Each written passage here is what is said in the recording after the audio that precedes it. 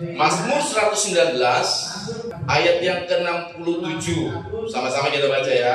Sebelum aku tertindas, aku menyimpang, tetapi sekarang aku berpegang pada janji. Ayat 71. Aku tertindas itu baik bagiku, supaya aku belajar ketetapan-ketetapan. Kadang-kadang masalah Tuhan izinkan terjadi untuk memproses engkau dan saya, untuk mendewasakan imanmu. Ketika saya pelayanan di Bojong, itu anak-anak prasejahtera semua. Itu waktu itu hujan-hujan. Saya udah jalan pelan-pelan. Lalu saya tidak lihat lubang, itu kan banjir di pasar, di daerah Bojong itu. Saya udah pelan-pelan.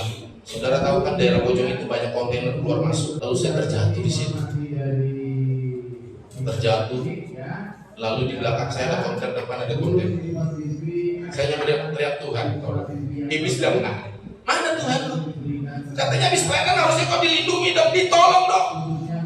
Tetapi saya bersyukur, walaupun pulang basah-basah dengan air hujan kotoran begitu ya, hatiku senang, hatiku bahagia. Aku bisa lewati tantangan. Saya tidak bersungguh-sungguh, kenapa Tuhan tidak lindungi saya? Tuhan kenapa ngejaga saya? Saya tidak berkata demikian. Karena saya tahu dengan proses tantangan itu, masalah yang aku hadapi itu membuat aku bisa bersyukur sama Tuhan, membuat aku harus kuat di hadapan Tuhan. Jangan pernah bersungut-sungut. Kalau kita berkata bahwa tertindas itu baik. Dalam Roma 8 ayat 28 berkata apa? Allah turut bekerja mendatangkan segala perkara, ya, untuk kebaikan bagi orang-orang yang mengasihi Dia. Tuhan tidak tidur. Mazmur 121 berkata ayat 1 dan 2, Dia penjaga Israel yang tidak pernah tertidur, tidak pernah terlelap. Ada seorang yang melihat engkau dan saya, dia peduli kepada engkau dan saya, dia memperhatikan engkau dan dia tidak pernah tertidur sedetik pun. Dia tahu apa yang terbaik bagi engkau dan saya. Mungkin kau berkata, apa yang gak pasti Tuhan, ini kan bukan keinginanku, cita-citaku seperti ini, kerinduanku seperti ini, punya anak-anak yang baik, punya suami yang setia. Jangan sampai tantangan itu membuat kita jadi lemah, ya. Tantangan itu membuat kita kuat. Tantangan itu membuat kita dewasa.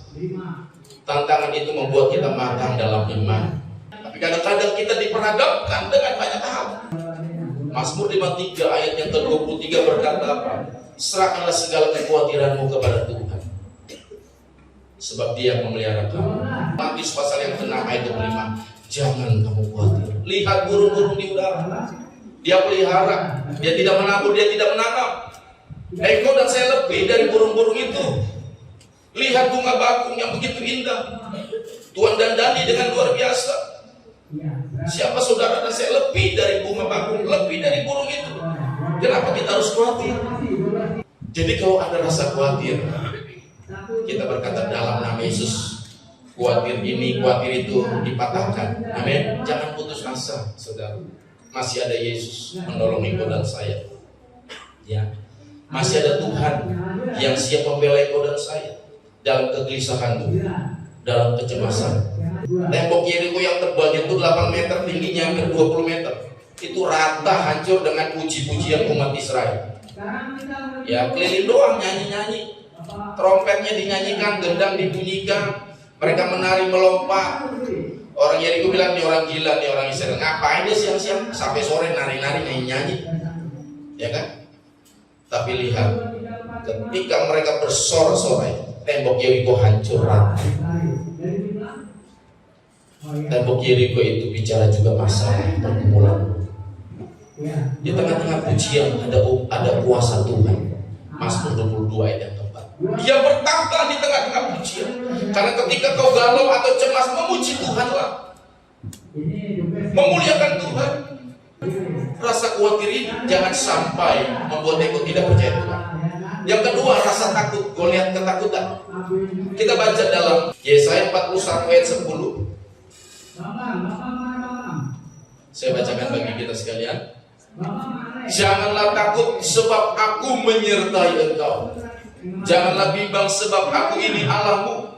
Aku akan meneguhkan, bahkan akan menolong engkau. Aku akan memegang engkau dengan tangan kananku yang membawa apa? Ya.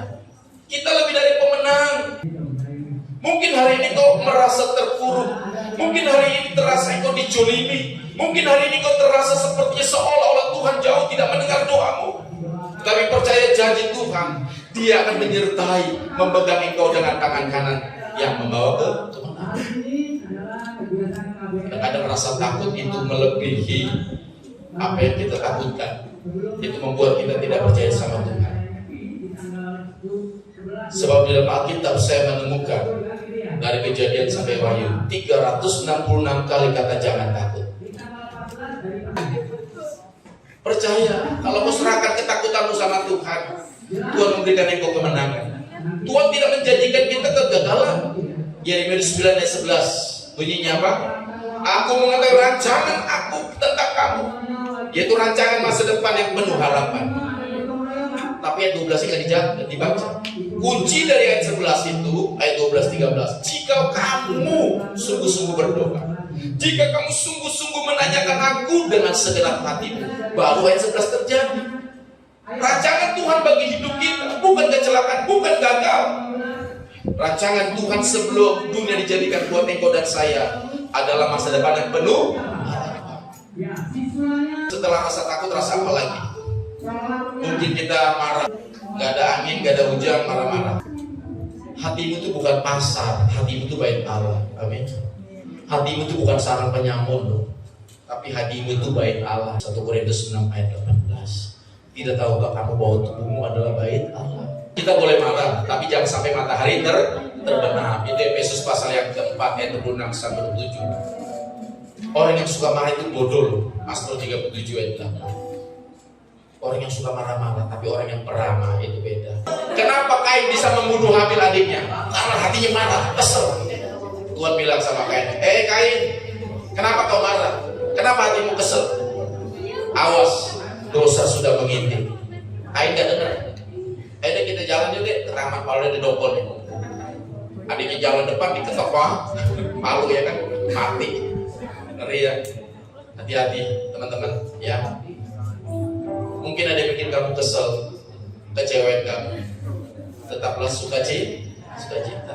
Yang terakhir, Goliat terakhir, kecewa. Iya. Ada yang nggak pernah kecewa di sini? Ya nggak sekali sih, sering gitu ya. Kecewa adalah perasaan seperti ditolak, tidak diperhatikan, dicuekin. Banyak orang Kristen kecewa lalu Kristen menyangkal Tuhan, jadi penyesat dan menyesatkan. Kenapa? Doanya tidak dijawab Tuhan. Dia kecewa sama orang tuanya, dia kecewa sama temannya. Kalau ada yang kecewa, ayo kalahkan itu kekecewaanmu dengan kau datang sama Tuhan. Yohanes 16 ayat yang pertama, sama-sama baca 1, 2, 3. Semuanya ini kukatakan kepadamu supaya kamu jangan kecewa dan apa yang dikatakan Tuhan, semuanya tentang penyertaannya, penghiburannya, pembelaannya. Yesus itu pokok anggur yang benar. Kalau kau tinggal dalam Dia dan firman-Nya tinggal dalam kamu, kamu akan berbuat dan minta apa saja, kamu akan menerimanya. Banyak orang kecewa hari-hari ini akhirnya meninggalkan Tuhan. Saya banyak melihat ya, tadinya sama-sama dengan kami pelayanan KKR di dalam beberapa daerah tempat. Ketika usahanya bangkrut waktu COVID kemarin 19, usahanya bangkrut dan ada utang di sana sini, dan utangnya enggak 1 juta, 2 juta, 1, 2 M. Dia pusing, dia stres, dia berkata, Tuhan mana pembelaan? Dia kecewa. Kalau dia putus asa, dia menyangkal Tuhan. Saya sedih mendengarnya. Ternyata dia kecewa karena usahanya bangkrut. Jangan sampai Anda kecewa lalu tinggalkan Tuhan ya. Amin. Percaya ada Tuhan Yesus yang mengerti keadaan. Tapi ada satu pribadi yang mengerti perasaanmu. Itulah Tuhan. Amin. Jangan pernah kecewa, jangan pernah takut, jangan pernah cemas, jangan pernah khawatir. Itu semua Goliat harus dipatahkan dalam siapa? Nama Tuhan. Kau berdoa, Tuhan, hari ini aku kecewa sekali. Tuhan, aku hari ini khawatir sekali. Tapi ada satu pribadi yang tidak pernah kecewakan aku dan saya. Siapa namanya? Yesus.